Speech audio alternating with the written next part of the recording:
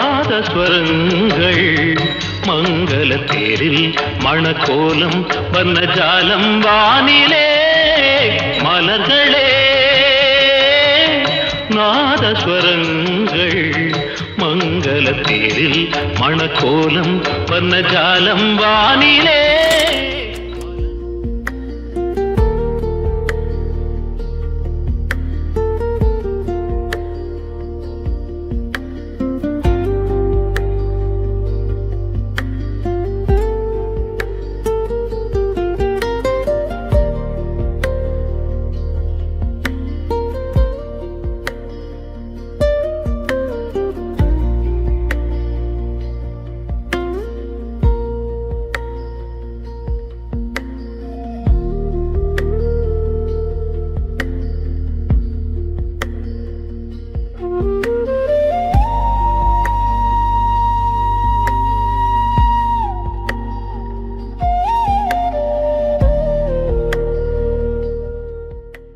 எங்கிருந்து வருகிறது இந்த நதி? மலைகளின் மௌனம் உடைந்தா? முகில்களின் ஆடை கிழிந்தா? வனங்கள் பேசிய ரகசியங்கள் கசிந்தா? இல்லை, என்னிலிருந்து என் அந்தரங்கங்களின் ஊற்றுக்கண் திறந்து என் மார்புகள் புல்லரித்து என் இரத்த குழாய்களில் புல்லும் பூவும் மணந்து என்னை முழுக்காட்டி என்னையே கரைத்து கொண்டு, ஆம், அங்கிருந்து வருகிறது இந்த நதி. ஓடும் பாம்பை மிதித்து கொண்டும் புல்லாங்குழல்கள் ஊதிக்கொண்டும் ஆடித்திரியும் சின்ன கண்ணன்கள் இங்கும் உண்டு. இது என் யமுனை. அழுத்து படுக்க அரிச்சந்திர மயானமும் நெருப்பில் குளித்த மிச்சங்களை பனிக்குடத்தில் பவித்திரமாய் ஏந்தும் ஈர கருப்பையும் இதனிடம் உண்டு. இது என் கங்கை. இது என் உதிரத்தின் உப்பு. இது என் தாய்ப்பால். படிக்காத இதிகாசங்களும் எழுதி முடிக்காத சரித்திரங்களும் இதன் கரையில். தானும் உணவாகி மீனும் உணவாகும் இந்த நதிக்கு நானும் உணவாவேன். காலங்களின் தோளில் பவனி வரும் இந்த மகா கவிதையில் எழுத்துகளுக்கு இடையே தேங்கும் மௌனம் நான்.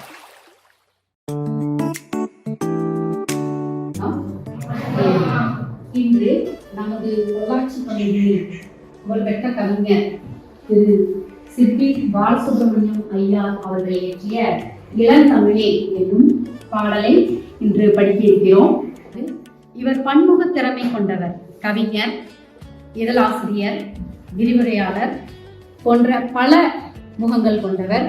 செம்பருதி மழை நீட்டில் தலையை சாய்ப்பான், செந்நிறத்து பூக்காணாம் வானமெல்லாம், கம்பெனிகள் அதனை போல் சிவந்து நோக்க, தாமுழைக்கும் தொழிலாளர் வியர்வை வெள்ளம்.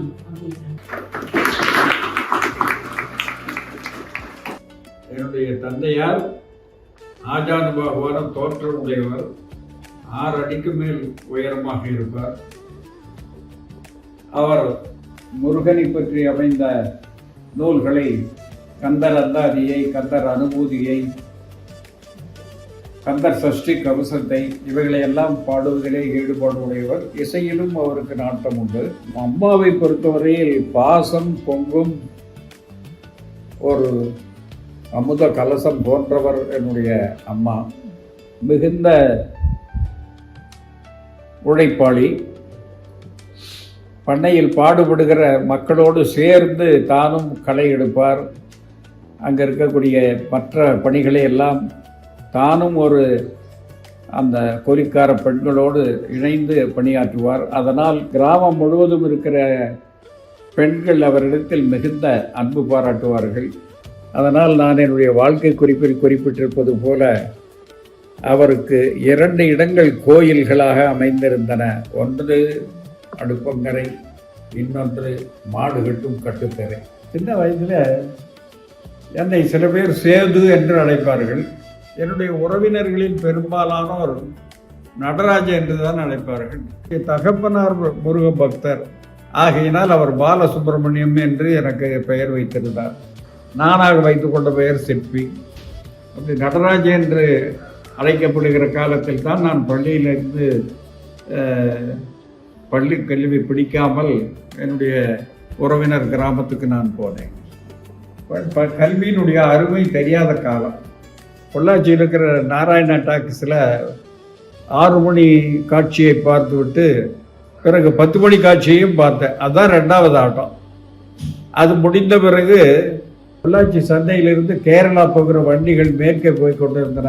அதில் ஒரு வண்டியினுடைய பின்பகுதியை அதை பிடித்து கொண்டே அப்படியே நடந்து போய் அந்த சாலையிலே இருக்கக்கூடிய பக்கத்தில் இருக்கக்கூடிய வாழைக்கொம்பு என்ற ஊருக்கு போய் சேர்ந்தேன்.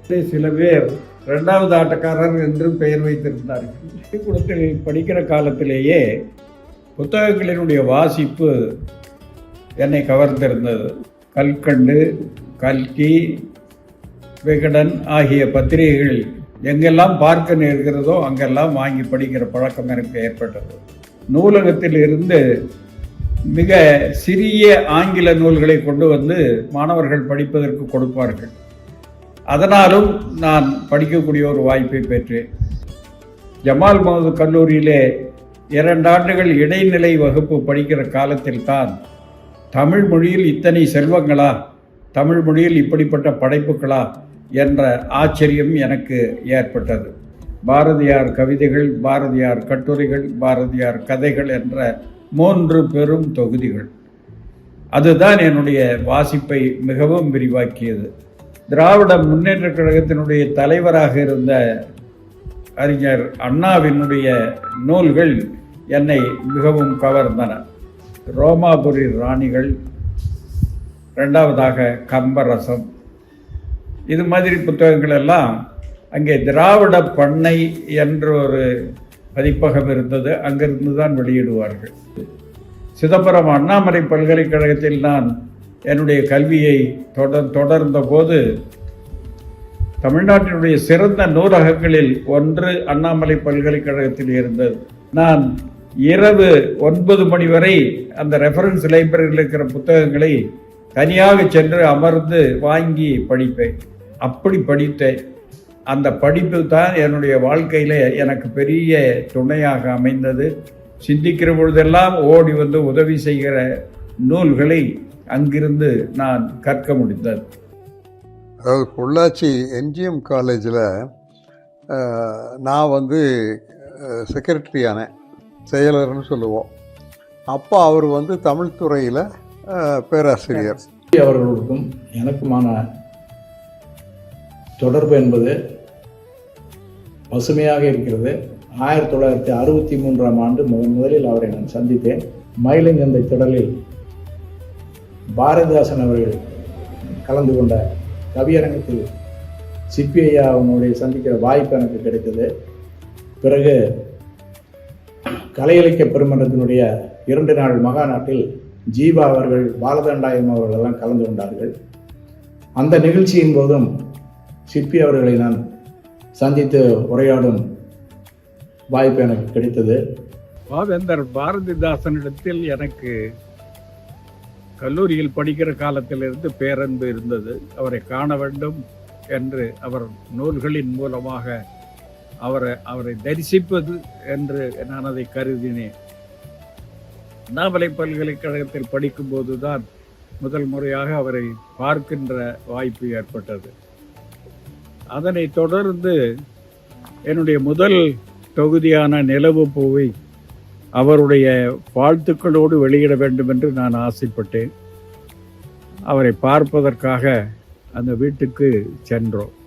அவருடைய வீட்டிலே இருந்து அவர் எழுதுகிற குறிப்புகளை எல்லாம் பெயர்த்து எழுதி கொண்டிருந்த மு. அண்ணாமலை என்ற இளைஞர் பின்னால் எனக்கு அண்ணாமலை பல்கலைக்கழகத்தில் ஆசிரியராக அமைந்தார்.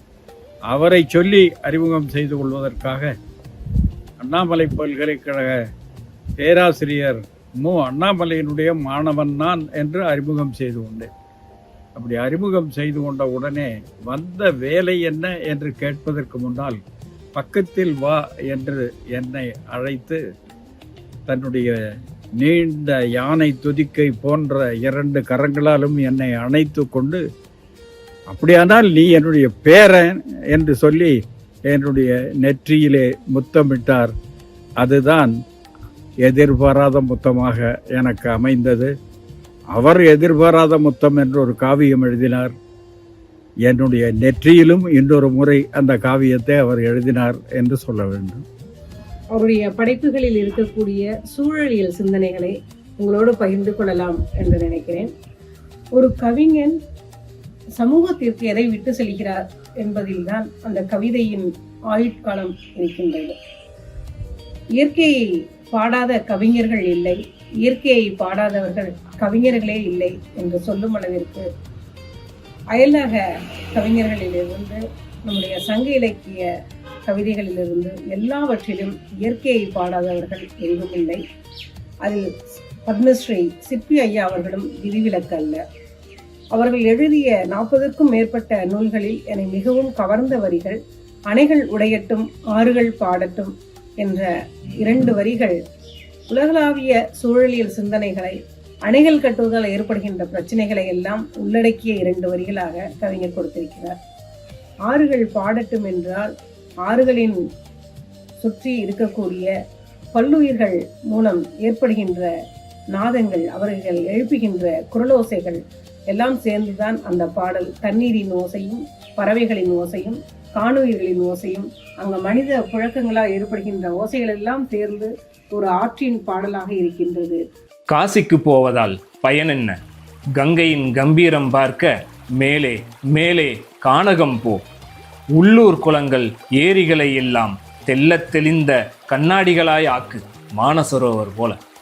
சிற்றூர் தோறும் ஏரி வாரியங்கள் ஏற்படுத்தி நீர்க்காப்பாளர்களுக்கு தண்டிக்கும் அதிகாரம் கொடு. பாசி விடுத்திருக்கும் கோயில் தெப்பக் குளங்களை சுவாசிக்க விடு அல்லது மூடு.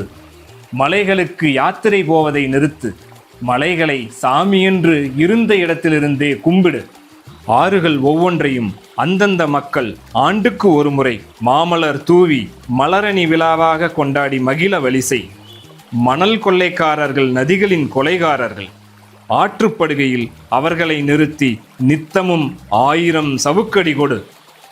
மரம் வெட்டுவோரின் கரம் வெட்டுவோம் என எச்சரிக்கையிடு.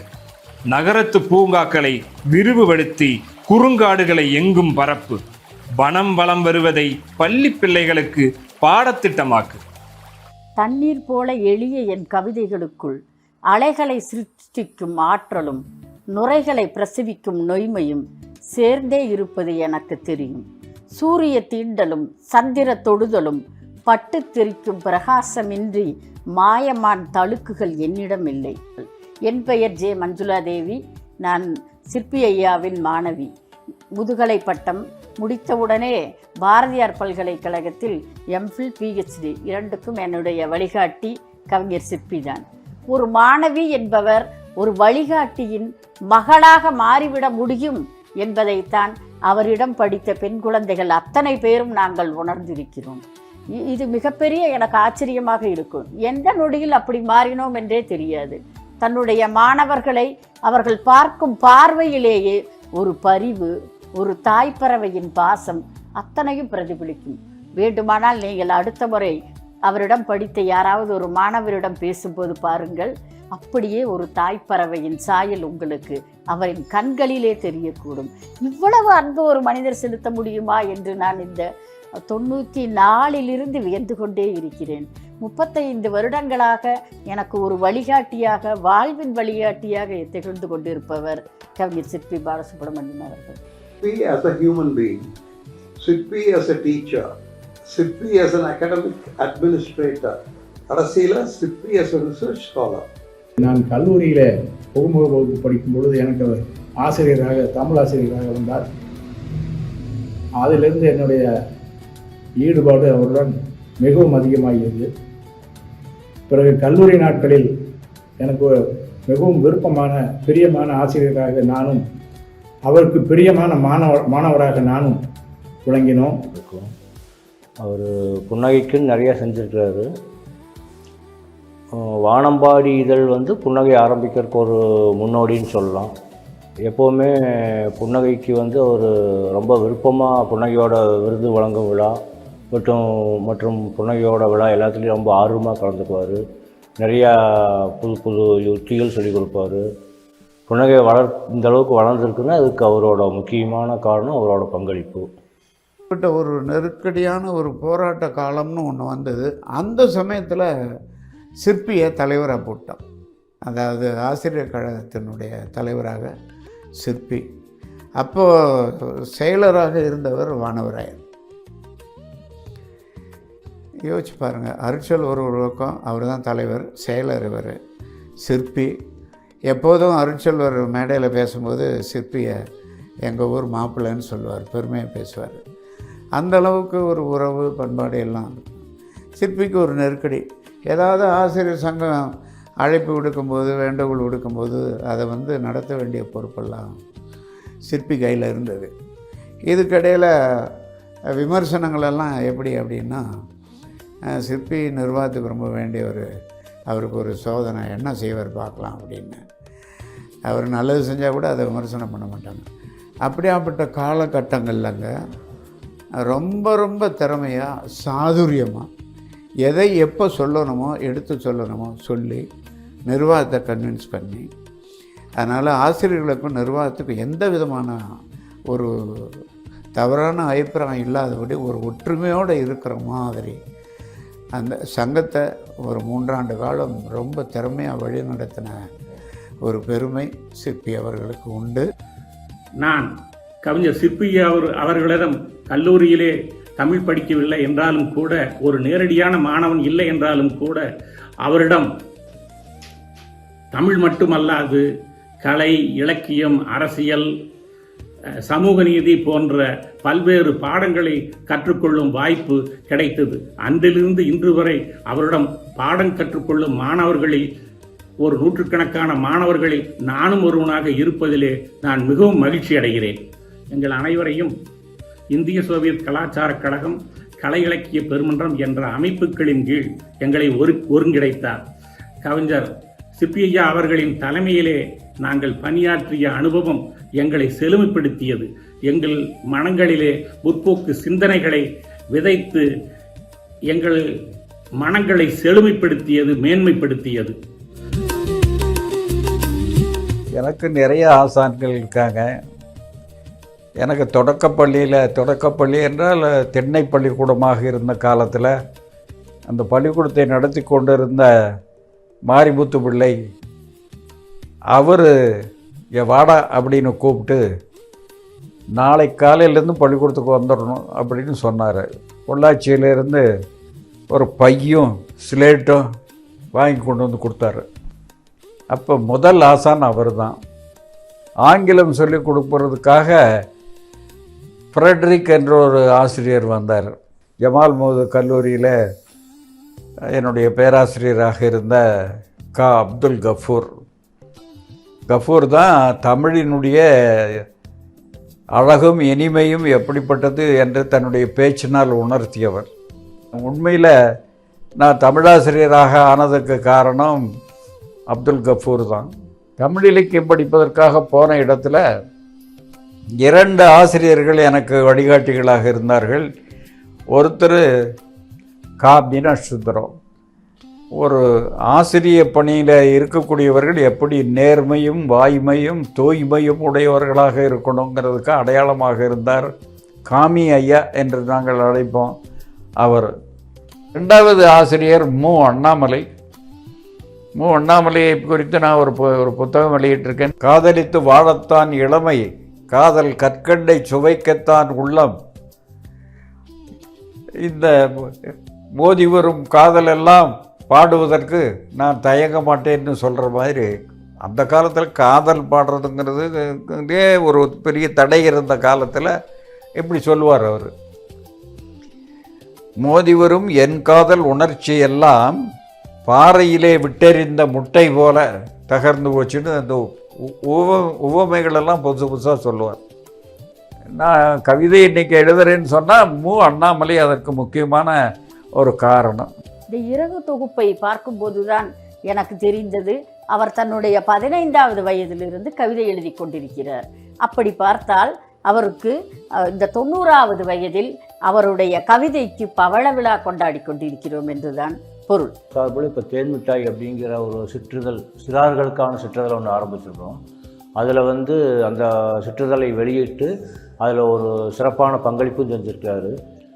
ஒரு சின்ன குழந்தைகளுக்கான ஒரு இதெல்லையும் கூட எழுதுகிற அளவுக்கு ஒரு மனதளவில் இறங்கி வர்றாருன்னா உண்மையிலேயே அது பெரிய பாராட்டத்தக்க விஷயம். ஐயா அவர்களின் நினைவாற்றல் பாராட்டத்தக்கது. அவர் ஆத்துப்பொள்ளாச்சி கிராமத்தை பற்றி அவர் சொல்லும் செய்திகள் கேட்கும் பொழுது நாம் அந்த கிராமத்தில் ஒருவராக நாமும் இருப்பது போன்ற உணர்வு ஏற்படும். அந்த கிராமத்து நதியில் நாமும் கால்கனை நனைத்து நீராடுவது போன்ற ஒரு சிலிர்ப்பு நமக்கு ஏற்படும். 70களிலே நாங்கள் தமிழிசை சங்கம், பொள்ளாச்சி தமிழிசை சங்கம் துவங்கிய போது, பிறகு அதுக்கு பின்னிட்ட நாட்களில் நானும் அவரும் 70லிருந்து 74 வரை பொள்ளாச்சியிலே பேராசிரியர்கள், எழுத்தாளர்கள், கவிஞர்களை கொண்ட மக்கள் எழுத்தாளர் மன்றத்திலே அவர் தலைவராகவும் நான் செயலாளராகவும் இருந்து 75ஆம் ஆண்டு வரை அதை பிறப்புறம் நடத்தினோம். அப்பொழுது வானம்பாடி இயக்கம் பட்டொளி வீசி பறந்து கொண்டிருந்த நேரம், அந்த வானம்பாடி இயக்கத்திலே அவரோடு கவிஞர் வேலுசாமியுடனும் நானும் இணைந்து செயலாற்றினேன்.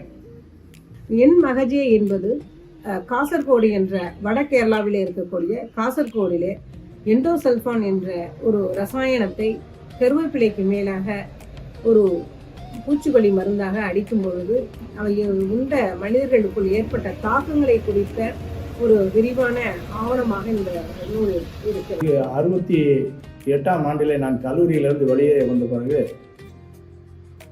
என்னுடைய 65லே கல்லூரியில் நடந்த இந்திய எதிர்ப்பு போராட்ட காலத்திலும் 1968 நடந்த இந்திய எதிர்ப்பு போராட்ட காலத்திலும் கோவை மாவட்டத்தில் நான் ஒரு முக்கியமான போராளியாக திகழ்ந்த போது அவர் என்னை மிகவும் ஊக்கப்படுத்தினார். ஒரு மனிதனுடைய அனுபவங்கள் அவனுடைய பயணங்களாலும் படிப்பினாலும் வேறுபட்டு கொண்டே இருக்கின்றன. அதனால் உலகம் முழுவதிலும் ஏற்படுகிற மாற்றங்கள், சொந்த நாட்டில் ஏற்படுகிற மாற்றங்கள் அத்தனையும் அவன் எழுதுகிற எழுத்துக்களில் பதிவாகின்றன. குழந்தைகளுக்கு இந்த பூமியே விளையாட்டு மைதானம், தெருப்புழுதி விருந்து மண்டபம், நாக்கு என்ற நர்த்தன சாலையில் மழலை நடனமிடுகையில் எல்லா தெய்வங்களும் கையெடுத்து கும்பிடும். கோழி குண்டுகள் போல உருளும் நீலக்கண்கள், அழகு மின்னல்கள் ஆடும் ஊஞ்சல், செதுக்கிய பூவிதழ் சின்ன உதட்டில் மெல்ல பிழிந்த தேனடை கசியும், ஏணியின்றி ஏறி கவிழ்ந்து சறுக்கும் பலகை அப்பாவின் முதுகு, பாலை பருகி முடித்த பிறகு தாயின் மார்பு சொர்க்கத்திலிருந்து நாளும் தெரிந்தாற்போல் நம்மை பார்க்கிற பிள்ளையின் செருக்குக்கு பரிசாய் கொடுக்க பால்வெளிகள் போதுமோ? கொட்டும் மழை, அதற்கு தொட்டு விளையாடும் பல்லாக்கு பாசி, உச்சி வெயில், சந்தன குளியல். பாவிகளே, இந்த அழகா இஸ்ரேல் அசுரர்களே உங்கள் இயந்திர துப்பாக்கிகளுக்கு இரையாயானது? பாலைவனமாகட்டும் உங்கள் குலத்தின் கருப்பை. மழலை நந்தவனத்துக்குள் துப்பாக்கி தூக்கும் உலகிலே பாப்பா அழுத குரலை கேட்க எவரும் இல்லை. கொடுமையே, யாருமற்ற வீட்டுக்குள் தொட்டில் குழந்தை அழுகிறதே.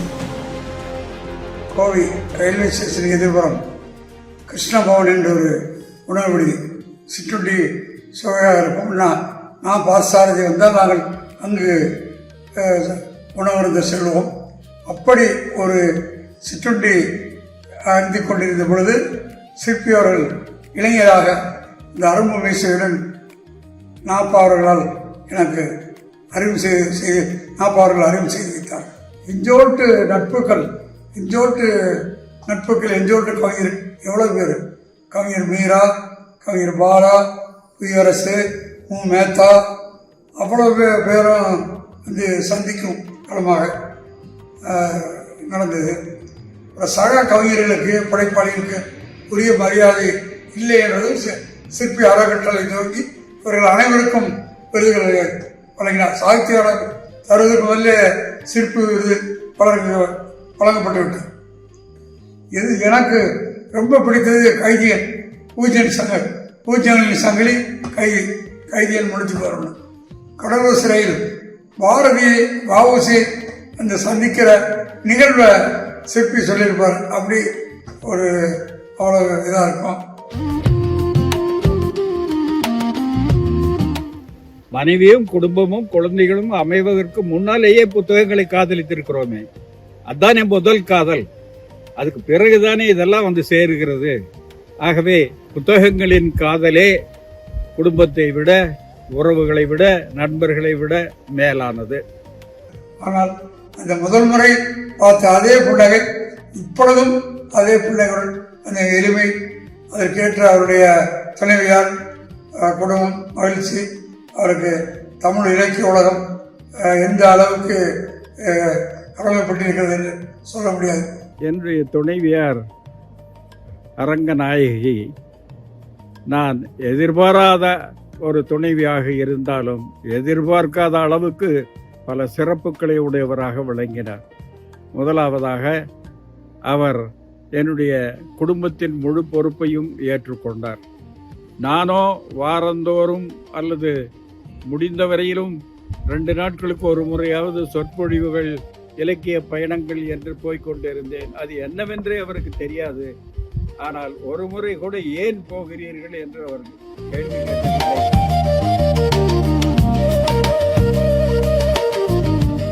படிக்கிறாங்க, ஏது படிக்கிறாங்க அப்படின்னாலும் அவருக்கு தெரியாது. எல்லாம் நானே பார்த்துட்டேன். தோட்டம் பார்த்துட்டு வீடு கட்டி எல்லாமே எனக்கு எந்த பொறுப்பு தான். என்னுடைய இளமை காலம் முழுவதும் சுதந்திரமாக என்னுடைய இலக்கிய பயணங்களை நான் மேற்கொள்ள முடிந்தது.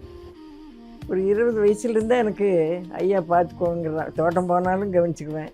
எப்போவுமே எனக்கு 20 வயசுலேயே எல்லா பொறுப்பும் வந்துடுச்சு. 2 பையங்க பிறந்துட்டாங்க. அப்புறம் தோட்டம் பார்த்துட்டு, ஐயாவும் பார்த்துட்டு, பசங்களையும் வீடு பார்க்கறது எல்லா பொறுப்பும் நானே பார்த்துட்டுங்க. அது பெருமையாக சொல்கிறதுக்கு இல்லை. இந்த 40 ஏக்கர் பண்ணையத்தையும் அவரே தான் செய்தார். குழந்தை மாதிரி வச்சுட்டேன்னு வச்சுக்கங்களேன். ஜெயகாந்தன் எப்படி பேசுவார்னு தெரியுமா? குதர்க்க சிற்பிக்கு விருது வேணுமா? அப்படியே இருந்தால் தமிழ் தெரியாதவெல்லாம் கூடி முடிவு பண்ணி தர்றதா? அதுதான் போட்டு இதுக்கு ஒரு விழாவா? சொல்லப்போனால் சிற்பி பேரில் விருது ஏற்படுத்தி தரணும். சிற்பிக்கு விருது கொடுக்கக்கூடாது. இது சொன்னது ஜெயகாந்தன். நாங்கள்லாம் அங்கே இருக்கிறோம். இன்னைக்கு ஜெயகாந்தன் வந்து நவீன தமிழ் இலக்கியத்தில் ஒரு ஃபினாமினன் அப்படின்னு ஆங்கிலத்தில் சொல்வார்களே, அது மாதிரி ஒரு அதிசய விளைவு. அநேகமாக நான் நினைக்கிறேன் இது ஒரு மிகப்பெரிய ஒரு மானுமெண்டல் மெமோரியல் அவருக்கு. நீங்கள் எப்போ போனீங்கன்னா அந்த பக்கம் போனீங்கன்னா குறிப்பாக படிச்சு பாருங்க. இந்த பக்கம் விவேகானந்தர் சிலை இருக்குது, இந்த பக்கம் பாரதி சிலை இருக்குது. அது பீடத்தை படிச்சு பாருங்க, அவர் பேர் இருக்கு. ஸோ எம்ஜிஎம் கல்லூரியினுடைய பிராண்ட் அம்பாசிடர் சிற்பி. குழந்தையாக இருந்தபோது இந்த கிராமத்து நதியை பார்த்திருக்கிறேன். அதனுடைய விரிவான அலைகளிலும் அதனுடைய தாளங்களிலும் குழந்தையாக இருக்கிற போதிருந்தே நான் ஈடுபட்டு வந்திருக்கிறேன். வளர வளர பள்ளி மாணவனாக இருந்த பொழுது ஆறு ஒரு திருவிழாவாக இருந்தது. ஆற்றில் குளிப்பது என்பது குழந்தைகளோடு சேர்ந்து, மாணவர்களோடு சேர்ந்து ஆற்றில் குளிப்பது, விளையாடுவது, மணலில் பல்வேறு விளையாட்டுக்களை நடத்துவது என்பதெல்லாம் அந்த திருவிழாவினுடைய தொடர்ச்சியாக கொஞ்சம் வாழ்க்கையோடு இசைந்ததாக அமைந்தது. அதன் பிறகு இந்த கிராமத்து வாழ்க்கையோடு சம்பந்தப்பட்ட வேளாண்மையோடு கலந்து அதை பார்க்கிற பொழுது அது வெறும் விளையாட்டு தோழன் மட்டுமல்ல, அது வாழ்க்கைக்கு உணவு தருகிற அன்னையாகவும் இருக்கிறது என்பதை அடுத்த கட்டத்தில் உணர முடிகிறது.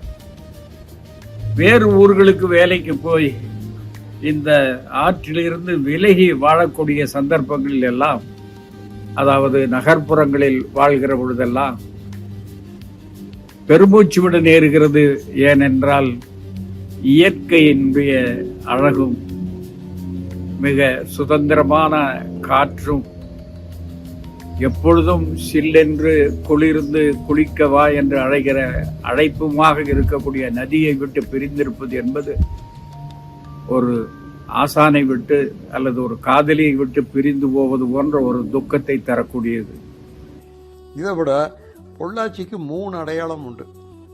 பாரத் ரத்னா வாங்கி தந்தது சி. சுப்பிரமணியம், பத்மபூஷன் வாங்கி தந்தது செல்வர், பத்மஸ்ரீ வாங்கி தந்தது சிற்பி. ஒரு படகு குளத்தில் நின்றுட்டுருக்கு. காதலனும் காதலியும் அந்த படகுல ஏறி போக விரும்புகிறாங்க. அப்போ அந்த தலைவி சொல்கிறா, பிச்சையென கேட்பானின் இணைக்கை போல் பெரு ஓடம் பாரீரத்தான், இச்சையென செல்கிறதே இதயத்தை ஈர்க்கிறதே, எழுங்கள் போவோம் அப்படின்னு அவன் சொல்கிறான். அதுக்கு அவன் என்ன சொல்கிறான்னா, நீ படகை பிச்சை கேட்கிற கைன்னு சொல்கிற, அப்போ நாம் அதில் போய் உட்கார்ந்தா பேருணவும் நாம் தாமோ, அதில் போட்டிருக்கிற உணவாக நாம் ஆகிவிடுவோமோ, அப்படி புதுசு புதுசாக சொல்லுவார். என்னுடைய முதல் கவிதை தொகுப்பு நிலவுப்பு வெளியிட்டப்பட்ட போது, பொள்ளாச்சியில் வெளியிட்டப்பட்ட போது அந்த விழாவுக்கு அவர் வந்திருந்தார். அவர் தான் அதை வெளியிடணும்னு கேட்டுக்கொண்டே அவர் வந்திருந்தார். அப்படி ஒரு அன்பு மிகுந்த ஒரு கவிஞராக இருந்தவர். இவர்களெல்லாம் என்னுடைய வாழ்க்கையை திருத்திய அல்லது மாற்றிய ஆசான்களாக விளங்கக்கூடியவர்கள் இவர்கள் தான். Sirpi as a human being, Sirpi as a teacher, Sirpi as an academic administrator, கடைசியில் Sirpi as a research scholar. படுவை மனமே கேள், வெட்டி நீடி முன் விழுந்தாலும் தாழ்மை தவறி நடுங்காதே, பயந்தால் பயனில்லை. மேன்மை படுவை மனமே கேள், வெட்டி நீடி முன் விழுந்தாலும் தாழ்மை தவறி நடுங்காதே, பயந்தால் பயனில்லை. அச்சமில்லை, அமுங்குதல் இல்லை, நாணமில்லை, நடுங்குதல் இல்லை, பாவமில்லை, பதுங்குதல் இல்லை, பயந்தால் பயனில்லை. அச்சமில்லை, அமுங்குதல் இல்லை, நாணமில்லை, நடுங்குதல் இல்லை, பாவமில்லை, பதுங்குதல் இல்லை, பயந்தால் பயனில்லை. செவிநேரினும் இடர்பட மாட்டோம், அண்டம் சிதறினாலும்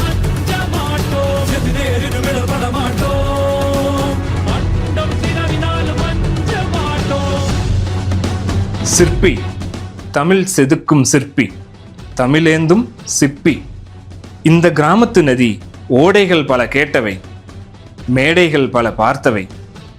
இந்த கிராமத்து நதி உலகை சுற்றும், உலகம் இந்நதியை சுற்றும்.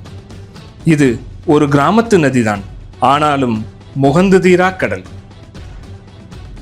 இது மரபின் மை நிரப்பி நிலவுப்பூவாய் சமைந்திடும், புது மை நிரப்பி புதுமைக்குள் பயணிக்கும், வானின் மை நிரப்பி மானுடம் பாடும் வானம்பாடியாகும், பூஜ்யங்களின் சங்கிலி என இருண்மை அகற்றும். இது நிகழ்காலமே நித்தியம் என சத்தியம் செய்யும். இந்த கிராமத்து நதி போருக்கெதிரான போர் முரசம், அமைதி பூ உலகில் பாப்பாக்கள் ஊதித் திரியும் கண்ணனின் புல்லாங்குழல், மதம் அனுபவங்களின் தீப வரிசை என அடையாளம் காட்டும். எந்த மதத்தினன் ஆனால் என்ன, கொல்லியில் நல்லது எதுவாய் இருக்கும். சூத்திரம் தெரியாத ஆத்திரக்காரர்கள் வாளும் துப்பாக்கியும் ஏந்துகிறார்கள் என இந்தியருக்கும் எல்லோருக்கும் எடுத்துச் சொல்லும். அந்தி பகலை கை நழுவும் காலம், முன்னிரவு அந்தியை கை நழுவும் காலம், யாமம் இரவை கை நழுவும் காலம், வைகரை யாமத்தை கை நழுவும் காலம் என்றாலும் ஒன்றனுள் ஒன்றாக காலத்துள்ளும் காலப்புறத்தும் இல்லை இல்லை காலமாகவே நிகழ்கின்ற கவிதைக்கு எப்போதும் இல்லை கை நழுவும் காலம். யாருக்கும் மஞ்சோம், எதற்கும் மஞ்சோம், எங்கும் மஞ்சோம், எப்போது மஞ்சோம். யாருக்கும் மஞ்சோம், எதற்கும் மஞ்சோம், எங்கும்